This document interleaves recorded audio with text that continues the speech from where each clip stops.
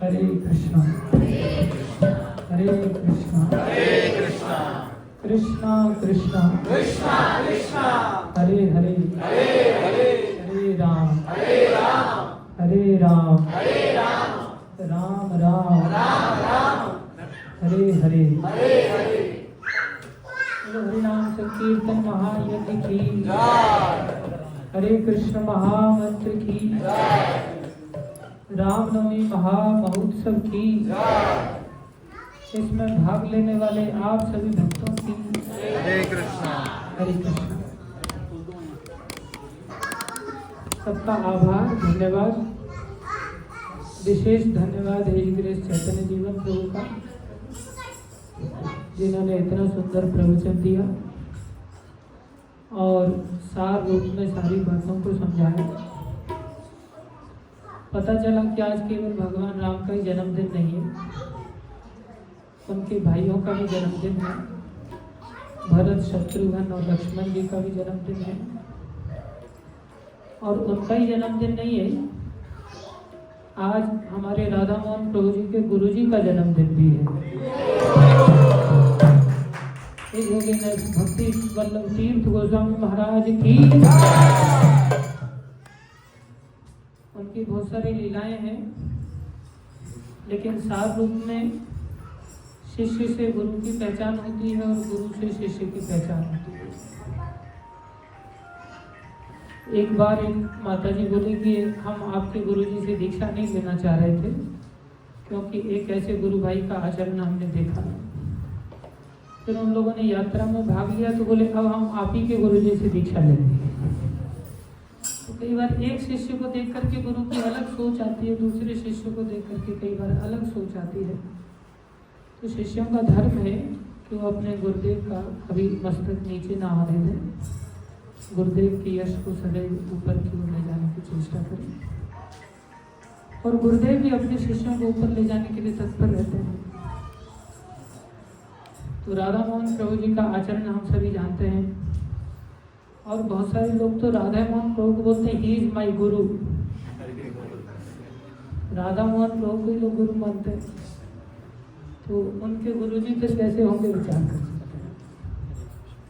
उनके गुरु जी ऐसे विरक्त संत थे कि 80-85 साल की अवस्था में जब उनको हॉस्पिटल ले जाया गया तो एक नर्स ने इंजेक्शन लगाया, वापस आकर के जोर जोर से रोने लगे। बोले रो क्यों रहे हो? बोले मेरा जीवन व्यर्थ हो गया, मेरे को स्त्री ने स्पर्श कर दिया। विचार करो कितने विरक्त महात्मा थे, उस अवस्था में भी इतना ध्यान रखते थे। तो इतना आसान नहीं ये मार्ग। तो ऐसे वैष्णव इतना ऊंचा आचरण रखते हैं, तभी हम लोग उनसे कुछ सीख पाते हैं। प्रभुपाद जी ने एक स्टेटमेंट दिया था, why everyone is after me, do you know Navyogendra? Navyogendra Maharaj जो हमारे गुरु महाराज हैं, वो प्रभुपाद जी के शिष्य थे।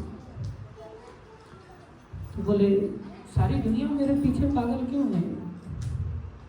तो प्रभुपाद जी ने कहा because I am free from sex life, मैं काम वासना से मुक्त हूँ, इसलिए सब लोग मेरी ओर आकर्षित। वृद्ध व्यक्ति की ओर कौन आकर्षित होता है? वो भी देशी विदेशी हर प्रकार के लोग, छोटे बड़े माताएं पुरुष, सब के सब प्रभुपाद जी की ओर आकर्षित थे। क्यों? क्योंकि इस काम से वो मुक्त थे। और भगवान राम की प्राप्ति वही व्यक्ति कर सकता है जो इस काम से मुक्त हो। जहाँ काम तहाँ राम नहीं, बोलो जहाँ काम तहाँ नहीं, जहाँ राम नहीं काम, तुलसी कहूँ कैसे रहे, रवि रजनी एक ठाम। दिन और रात्रि एक साथ नहीं रह सकते, ऐसे ही काम और राम एक साथ नहीं रह सकते। राम चाहिए तो काम का त्याग करना पड़ेगा, और काम चाहिए तो राम नहीं मिलेंगे। बड़ी सीधी सी बात है। इसको कैसे दूर करें? है तो हमारे साथ सबके अंदर भरा हुआ है, इतना आसान नहीं है। मर्द जब तक पुरुष स्त्री का चिंतन करता रहता है, क्योंकि शरीर बूढ़ा हो गया लेकिन मन थोड़ी बूढ़ा होता है। मन तो संस्कारों के कारण नए नए उपाय ढूंढता है। और ये गंदगी की एडवर्टाइजमेंट भी मोबाइल वगैरह पर सर्वत्र चलती रहती है। बुढ़ापे की अवस्था में भी लोग इस प्रकार की एडवर्टाइजमेंट देते हैं। आप सब मोबाइल देखते हैं, किसी से कुछ छुपा नहीं। तो इतना आसान नहीं है इससे मुक्त होना। इससे मुक्त होने का एक ही उपाय है, वो है भगवान की सेवा, वो है भक्ति। भक्ति में ही वो शक्ति है जो इससे मुक्त कर सकती है। बिना भक्ति के हम इससे मुक्त नहीं होंगे और फिर राम की प्राप्ति तो बहुत दूर की बात है। इसको बचपन से ही भक्ति को जागृत करना चाहिए। तो चैतन्य जीवन प्रभु ने जो बहुत सुंदर बातें बताया कि भगवान से प्रेम ना केवल लक्ष्मण जी का ही था, उनके भाई जो लक्ष्मण जी के साथ में नहीं थे या राम जी के साथ में नहीं थे, भरत महाराज का कितना ज्यादा प्रेम था। और भरत जी से भी ज्यादा प्रेम शत्रुघ्न जी के अंदर था। कितनी अच्छी बात बताई। और वो तो भाई थे, चलो प्रेम होना लाजमी है। हनुमान जी कोई भाई थोड़े थे, उनसे भी ज्यादा प्रेम हनुमान जी के अंदर। बंदर बन करके हनुमान जी के अंदर इतना प्रेम है। वानर जाति में जो चंचल जाती है, लेकिन भक्ति ने इतना स्थिर जीवन बना दिया। भक्ति बड़ी चीज है, ये जीवन में ध्यान रखना चाहिए। आज्ञा पालन करना सीखना चाहिए शत्रुघ्न जी की तरह। और कोई बोलता है तो उसका असर भी तभी होता है जब वो खुद करता होता है। अभी चैतन्य जीवन प्रभु हमारे कॉलेज से पास आउट होने के बाद ये एयरपोर्ट में जॉब करने के लिए चले गए। तो मंदिर में मिलने के लिए आए, कुछ दिन रहे, वापस चले गए। फिर 2-4 दिन बाद वापस आ गए। वो जा रहे थे, मतलब इतना जल्दी क्या पड़ी, फिर क्यों जा रहे हैं, तो फिर से वापस आ गए। बोले पहले तो बोले नहीं, छुट्टी खत्म हो गई, जाना पड़ेगा। और फिर से 2-4 दिन वापस आए तो छुट्टी मिल गई फिर इतना जल्दी। बोले मैं छोड़ के ही आ गया। बोला छोड़ के क्यों आ गया? तो बोले मैं वहाँ जाकर के विचार किया कि ये व्यक्ति मेरे को कुछ पैसे देता है, मेरे से ज़्यादा काम करवा करके इतना पैसे कमाता है, और मैं इसके प्रति इतना समर्पित हूँ कि ये छुट्टी देगा तो छुट्टी लेता हूँ, नहीं देगा तो मैं काम करता हूँ, इसकी आज्ञा का पालन करना। इतना स्वार्थी व्यक्ति जो मेरे से ज़्यादा कमा ले रहा है, मेरे से छुट्टी मांगनी पड़ रही मेरे को, इससे मैं प्रभु जी का सुनूंगा तो कितना अच्छा हो जाएगा। तो बोले मैंने विचार किया जब मेरे को आज्ञा पालन करना ही है तो फिर मैं प्रभु जी की आज्ञा पालन करता। और फिर वो विश्वास के साथ चला है और अभी तक अपने जीवन को भक्ति में इसी प्रकार से प्रचार प्रसार करते हुए समर्पित करके लगे हुए हैं। तो हम ये बात बता रहे थे कि आज्ञा पालन खुद करते हैं तो दूसरों को भी बोलते हैं। कई बार बोलना आसान होता है मेरी तरह। उन्होंने कहा याददाश्त बहुत कमजोर है और प्रवचन रुक ही नहीं रहा था उसका। बहाना मारा था डायरी में से देखता, थोड़ा बहुत डायरी में से देखता है, बोले ही जा रहा था ना। ये तो आदत मेरी है, हालांकि बोले वास्तव में याददाश्त तो मेरी कमजोर है क्योंकि मेरे को मेरा भी फोन नंबर याद नहीं है। बाकी लोगों के किसी के फोन नंबर तो मेरे को किसी का याद है ही नहीं, ईमानदारी से बता रहा हूँ, नहीं बोलूँ।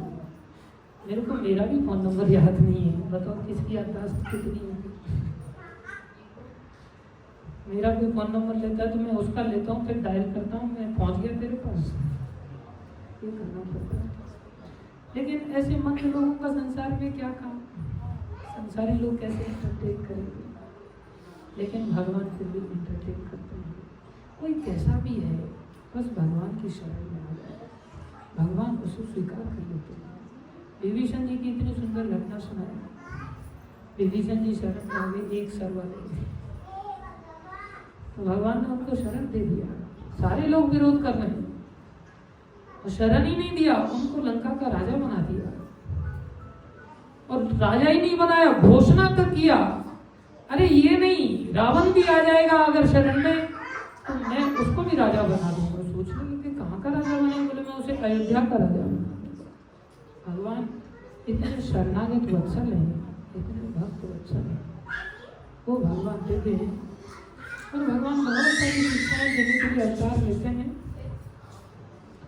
मुख्य रूप से भगवान की लीलाओं का कोई अंत है नहीं। भगवान की लीलाएं भी इतने मधुर हैं कि स्वयं भगवान भी सुनते हैं।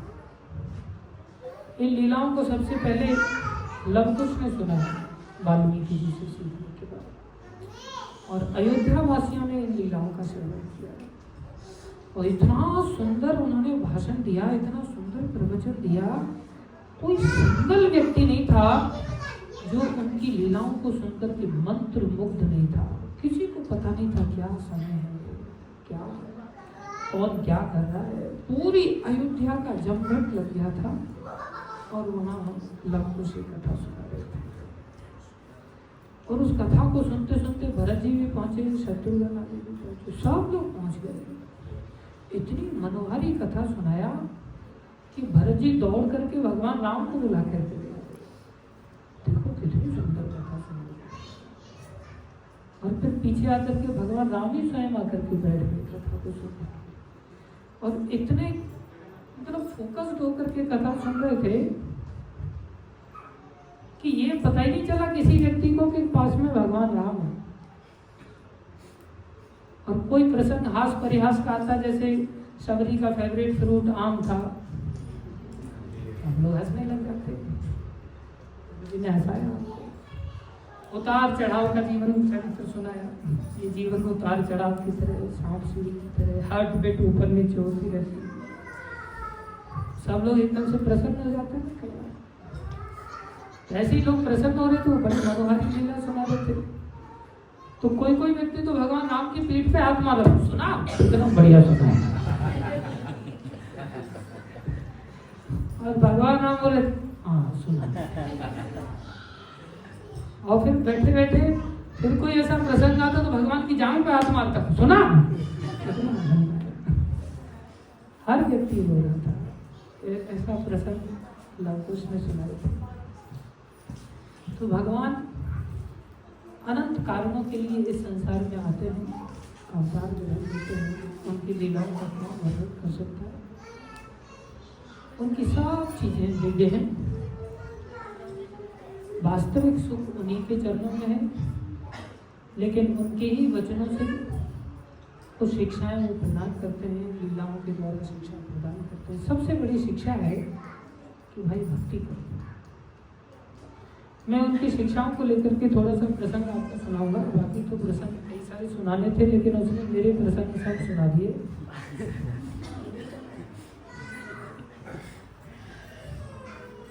मैं तो वैसे ही अज्ञानी हूँ, इतना मैं जानता हूँ। मैं 2-4 शब्द सुनाऊंगा आपको।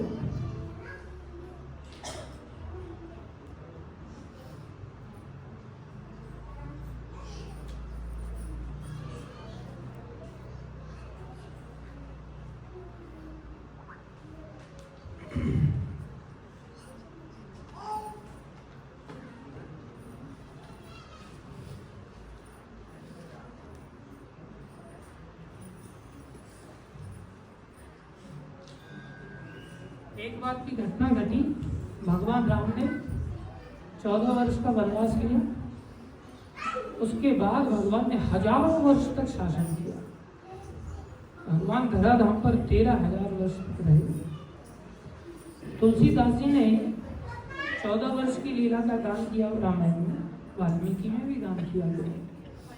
जब उन्होंने शासन किया, उस घटना का केवल एक ही घटना का उन्होंने वर्णन किया। वो एक घटना इतनी जरूरी थी कि उस घटना को यहाँ पर उन्होंने वर्णन किया। आप लोग सब हिंदी समझते ही हैं। मैं थोड़ा 2-4 चौपाइयाँ पढ़ूंगा, आशा करूंगा आपको सब समझ में आए। एक बार रघुनाथ बुलाए,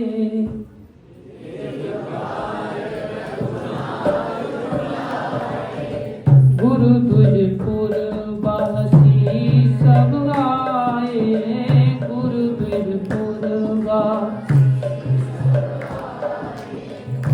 एक बार रघुनाथ जी ने, भगवान ने क्या किया, सबको बुलाया, निमंत्रण भेजा कि भाई हम एक सभा करेंगे। गुरु भी आए, गुरुजन भी आए। विचार करो कैसे गुरु हैं कि गुरु को गुरुपन का अहंकार नहीं है। गुरु द्विज ब्राह्मण भी आए, पूर्ववासी जितने भी अयोध्यापुरी के वासी थे सबकी सब आए। सबको भगवान क्या बोले? बैठे गुरु मुनि और द्विज सज्जन, बैठे गुरु मुनि और द्विज सज्जन, बोले वचन भगत भवभंजन, बोले बैठे गुरु मुनि और द्विज सज्जन, बैठे। आप लोग ध्यान से थोड़ा सा सुनेंगे तो वचनों को दोहरा पाएंगे। ध्यान से सुनो, दोहराओगे तो बड़ा आनंद आएगा, आपको कृपा मिलेगी। बोले वचन भगत भवभंजन, बोले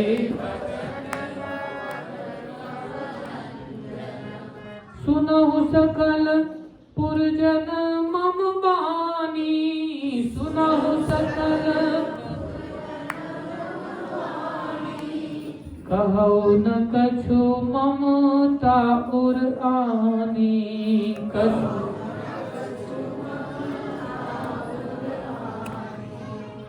नहीं अनीति नहीं कछु प्रभुताई, नहीं अनीति नहीं, नहीं अनीति नहीं कछु प्रभुताई, नहीं सुनहु करहु जो तुम्हें सुहाई, सुनहु। देखो भक्त लोग इतने दीन क्यों बनते, इतने विनम्र क्यों बनते हैं? क्योंकि भगवान इतनी विनम्रता की पराकाष्ठा को स्थापित करते हैं। इन वचनों को सुनो, समझो, कितने अच्छे वचन हैं। भगवान के समक्ष गुरुजन आए, भगवान के समक्ष ब्राह्मण लोग आए। अब गुरुजनों ब्राह्मणों के सामने क्या बोल रहे हैं, लेकिन राजा का भी उत्तरदायित्व होता है। राजा का उत्तरदायित्व होता है सभी प्रजाजनों के हित की वाणी बोलना। क्या बोले? बैठे गुरु मुनि और द्विज सज्जन, जितने भी सज्जन लोग थे, गुरु लोग थे, मुनि लोग थे, सबको आसन दिया गया, सबको प्रॉपरली बिठाया गया। बोले वचन भगत भवभंजन, जो भवभंजन, जो संसार का नाश करने वाले, संसार का नाश करने वाले मतलब आवागमन का नाश करने वाले, जन्म मृत्यु जरा व्याधि के इस चक्र को मिटाने वाले, जो सबसे बड़ी समस्या है। हम सब चकाचौंध में डूबे रहते हैं संसार में। बोले भगवान, क्या बोले? सुनाओ सकल पुरजन मम बानी। अरे भैया, तुम सब हमारी बातों को ध्यान से सुनो। भगवान बोले, कहूं न कछु ममता उर आनी, उर माने हृदय। हृदय में ऐसा कुछ नहीं कि मैं तुम्हें कुछ झाड़ूं, कुछ लेक्चर झाड़ूं जैसे मैं झाड़ता हूँ। आप सब लोग जानते हैं कि प्रभु जी को कुछ आता तो है नहीं, केवल लेक्चर झाड़ते हैं। तो भगवान कह रहे हैं, भैया मेरे हृदय में बस ममता आ गई, हृदय में प्यार उमड़ा है, तो मैं तुम लोगों को कुछ कहना चाहता हूँ।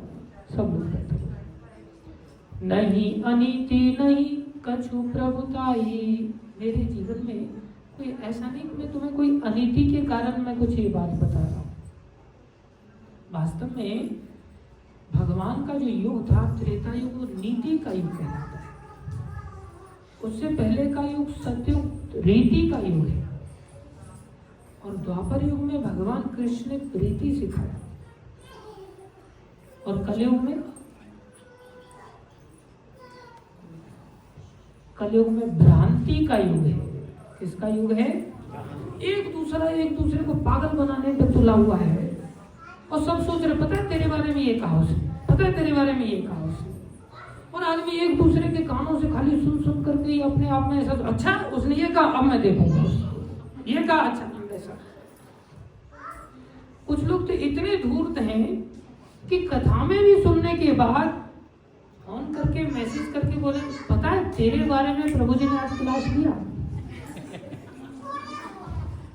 तो क्लास क्या देवताओं के बारे में नहीं, तो क्लास सुनने के लिए आए तो किस लिए आते हैं यहाँ पर? सुनने के लिए, लोगों के लिए, भक्तों के लिए जो हमारे जीवन में नहीं उसे हम ले आने का प्रयास करते हैं। लेकिन इतनी भ्रांति फैलाई जाती है कि भाई कह रहे हैं कुछ अच्छा और उसको ले रहा है आदमी उल्टा। कथा में आते भी हैं सुनने के लिए और इतने स्मार्ट बनते हैं कि दिखाएंगे कि भाई हम भगवान को कितना बढ़िया फूलों का गुलदस्ता चढ़ा रहे हैं। खुद अपनी खोपड़ी में कुछ नहीं घुस रहा है, सिर्फ एक दूसरे से आग लगाने का काम करें। इसलिए कलयुग को कौन सा युग कहते हैं? भ्रांति का युग। ऐसे लोगों को कथा नहीं सुननी चाहिए। जिसके मन में श्रद्धा नहीं हो ना किसी वक्ता के प्रति, उसको कभी कथा नहीं सुननी चाहिए। उसका बहुत बड़ा दोष लगता है।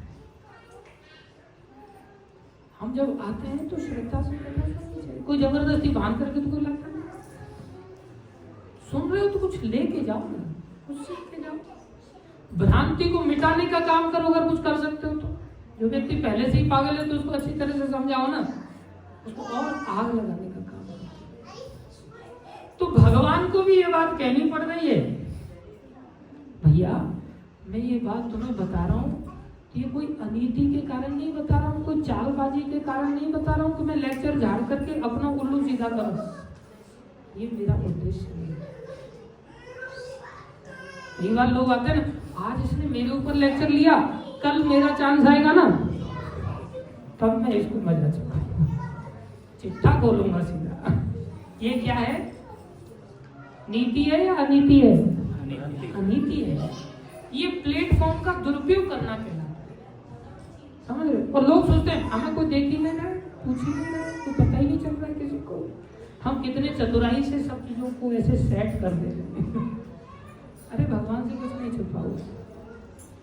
भगवान कैसी कैसी बढ़िया बातें बता रहे हैं, और ये मेरे वचन नहीं है, भगवान खुद कह रहे हैं भाई सुनहु नहीं अनीति नहीं कछु प्रभुताई। ये भी मत सोचना कि मैं राजा होकर के ये झाड़ रहा हूं आपके ऊपर,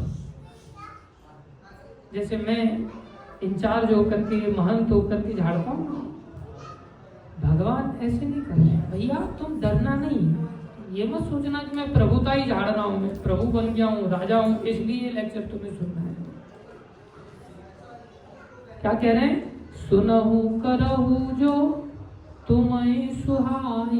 कितनी बढ़िया बात, कितनी बड़ी बात। भगवान जो सारी सृष्टि को एक भ्रकुटी हिला करके, जिनके संकल्प से ही सब काम होता है, जो केवल योग निद्रा में शयन करते रहते हैं और लक्ष्मी को भागाते रहते हैं जाकर, तुम हैंडल करो, उनको कुछ करना नहीं पड़ता। कर तुम अगर तुम, जो करनी है जो अकरनी है, सब कुछ करने में सब सर्वथा कर तुम, सब कुछ कर सकते हैं। वो भगवान कितनी कितनी विनम्रता। भैया सुनने के बाद तुम्हें जो अच्छा लगे वैसा करना। करहु सुनहु करहु जो तुम्हें सुहाई।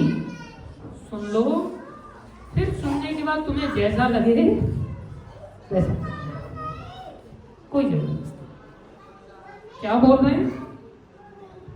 सोई सेवक प्रियतम मम सोई, सोई सेवक प्रियतम मम सोई।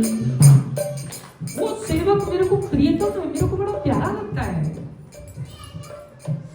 दास से भाव के बिना ये काम नहीं जाएगा, भगवान की सेवा के बिना काम नहीं जाएगा। भगवान की सेवा हनुमान जी की तरह केंकर मुद्रा में करनी चाहिए, तत्परता के साथ। क्या कह रहे हैं? सोई सेवक। शब्दों को थोड़ा ध्यान से सुनो, पता चलेगा ये भगवान के वचन है। सोई सेवक प्रियतम मम सोई, सोई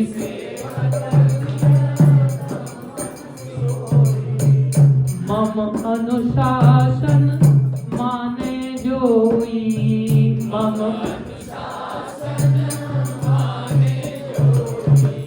जो मेरा अनुशासन मानता है वो देखो मेरा। अभी जैसे हमारे बीच में गौरी माता बैठे हुए, बढ़िया गाते हैं, सुंदर आवाज है, हर चीज से भगवान ने उनको नवाजा है, बहुत सारी अच्छी क्वालिटीज हैं, पढ़े लिखे हैं, हिंदी पढ़ना नहीं आता, अंग्रेज है, उनकी औलाद भी अच्छी है, कृष्णा नाम की औलाद है। बोल रहे बच्चों को भक्ति में लगाना चाहिए, हमें ये सीखना चाहिए, तो उन्होंने लगाया भी है। लेकिन माता पिता बहुत कम देखे जाते हैं जो भक्ति में आगे बढ़े बालक और माता पिता सहायता करें। इसकी माँ गौरी माता सहायता करती है। हाँ, वो अलग बात है कि जब मुंडन का समय आता है तब भी सहायता करें, तो ऐसा देखने में दुर्लभ देखा जाता है। लेकिन मुझे भरोसा है कि माता विरोध नहीं करेगी। रामनवमी के दिन याद रखना आप इस बात को, ठीक है? विरोध करना है तो आज ही कर देना। तो इसे अनुशासन मानना कहते हैं कि हम बहुत सारी चीजों में ठीक हैं, लेकिन अनुशासन कुछ नहीं जीवन में, फिर वो कुछ ठीक है। रावण भी कम सुंदर थोड़ी था। सबसे बड़ी भगवान यहाँ घोषणा कर रहे हैं, तुम्हारे पास कोई क्वालिटी नहीं है, बस एक ही क्वालिटी है, क्या? अनुशासन। आप शासन स्वीकार करते हो कि नहीं? तुरंत भगवान ने पहले शुरुआत यहीं से की, मेरा प्यारा, मेरा अति प्रिय कौन है? अब हम झांक के देखें, जब मन का अनुशासन स्वीकार करते हैं या गुरु साधु शास्त्र का अनुशासन स्वीकार करते हैं? किसका हम अनुशासन स्वीकार करते हैं? सोई सेवक प्रियतम मम सोई,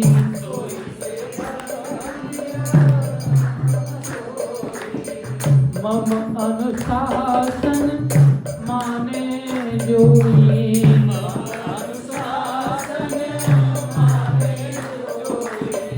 जो अनीति कछु भासो भाई, जो अनीति कछु, जो अनीति कछु भासो भाई, जो अनीति कछु तो मोहि बर जाओ भय बिसराई, तो मोहि। अरे भैया, अगर मेरे मुंह से तुम्हें कुछ अनीति वाले शब्द लगे सुनने में, तो तुम भय मत करना मेरा, तुम निर्भय होकर के मेरे को रोक देना, प्रभु ये आप गलत बात बोल रहे हैं। भगवान का छूट देखो, अगर मेरी कोई गलत बात लगे जो मैं तुम्हें कहने जा रहा हूं, तो तुम मेरे को रोक देना। और पहले ऐसी प्रजा थी जिन्होंने भगवान को टोका, अधर्म को उन्होंने ठुकरा दिया था। दुर्योधन को लोग धुतकारते थे। महाराज युधिष्ठिर जब जंगल में जाने लगे तो सारी प्रजा रोने लगी, फूट फूट करके रोने लगी। उन्होंने दुर्योधन का राज्य हृदय से स्वीकार नहीं किया। आजकल तो प्रजा ही भ्रष्ट हो गई। राजा बेन था, उसको प्रजा के ब्राह्मणों ने जाकर के मार डाला। बोले तुम दूर तो मारे जाओगे, मार दिया उन्होंने। लेकिन आजकल तो प्रजा ही दुष्टों को खड़ा करती, ये बड़ी समस्या है। भगवान ने घोषणा किया। अब क्या भगवान कह रहे हैं? बड़े भाग मानुष तन पावा,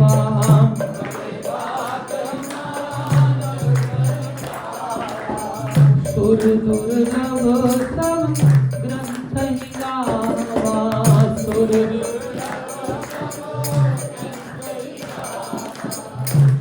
भगवान ने यहाँ से अब शुरुआत की। पहले तो प्रीतम बता दिया, अब बता रहे मनुष्य शरीर की महिमा। भाई बड़े भाग्य से मनुष्य शरीर मिलता है। देवताओं के लिए भी दुर्लभ, सुर दुर्लभ। किसने बोला? सारे शास्त्र बता रहे। भगवान अपने मुख से बोलने के बावजूद भी शास्त्र की महिमा को ज्यादा स्थापित कर रहे हैं। इसलिए हम लोगों को रामायण, महाभारत, भगवत गीता इसे खोल के पढ़ना चाहिए। इसमें और क्या बात बताई गई है? भगवान नहीं बोल रहे सामने आकर के, इसका मतलब ये नहीं है कि हम भगवान से न बोलने के कारण बहुत घाटे में रह जाएंगे। नहीं, हमारे पास शास्त्र हैं, हम इन शास्त्रों को खोलें तो सही। भगवान से बढ़कर बातें सुनने को मिलेंगी। बड़े भाग्यमान उस तन पावा,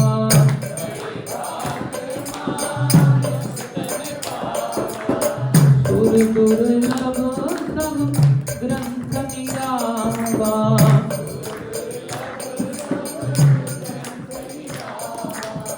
क्या बताए इस मनुष्य शरीर की महिमा? साधन धाम मोक्ष कर द्वारा, साधन धाम मोक्ष कर द्वारा, आए न देवी परलोक समारा, आए न देवी। अरे ये साधन है भगवान के धाम को जाने का, मोक्ष पाने का। और जिसको पाकर के भी व्यक्ति अगर परलोक को नहीं संवारता तो बोले उसका क्या होगा? सो परत्र दुख पावही, सो परत्र दुख पावही। वो आगे चल के बहुत दुख पाएगा। सिर धुनी धुनी पछताए, सिर धुनी कालहि कर्महि ईश्वरहि, कालहि मिथ्या दोष लगा, मिथ्या दोष लगा। कभी भगवान को दोष देगा, कभी अरे काल खराब चल रहा है, अरे मेरी कर्म खराब थे जिससे मेरे को नरक में आना पड़ा। इसको दोष लगाने से क्या बदल थोड़ी जाएगी परिस्थिति। भाई वो जीत गया, झूले को जैसे चढ़ गए आप। इसलिए भगवान बोले एही तन फल कर विषय न भाई, एही तन फल कर विषय न भाई, स्वर्गौ स्वल्प अंत दुखदाई, स्वर्गौ अंत दुखदाई। ये मनुष्य शरीर विषयों में देने के लिए नहीं है। नर तन पाए विषय मन देही, नर तन पाए पलट सुधाते सठ विष लेही, पलट सुधाते सठ विष लेही।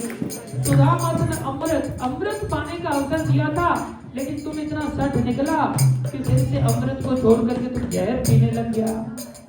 ये जहर पीने के लिए मनुष्य शरीर नहीं है। काहि कबहु भल कहे न कोई, काहि कबहु भल कहे न कोई, गुंजा ग्रहाए परसे मन कोई, गुंजा। अरे ऐसे व्यक्ति को कोई भला कहेगा, कोई बुद्धिमान कहेगा जो गुंजा मतलब छोटे छोटे गुंजा होते हैं जंगल में, गुंजा के छोटा सा पौधा होता है, गुंजे की माला बनाई जाती है। बोले परसमणि, पारसमणि उसको दी गई है, पारसमणि को फेंक दे रहा है और गुंजाओं की मालाओं को इकट्ठा करने में लगा हुआ है। वो क्या बेवकूफ है एक नंबर का। आकर 4 लक्ष 84, आकर योनि भ्रमत यह जीव अविनाशी, योनि फिरत सदा माया कर फेरा, फिरत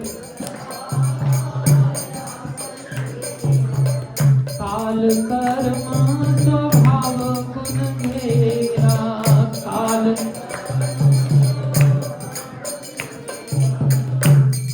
संसार में काल कर्म स्वभाव आदि के बंधन में फंस करके भ्रमण करना पड़ता है। 84 लाख योनियों में भ्रमण करना पड़ता है। कब भूख करी कर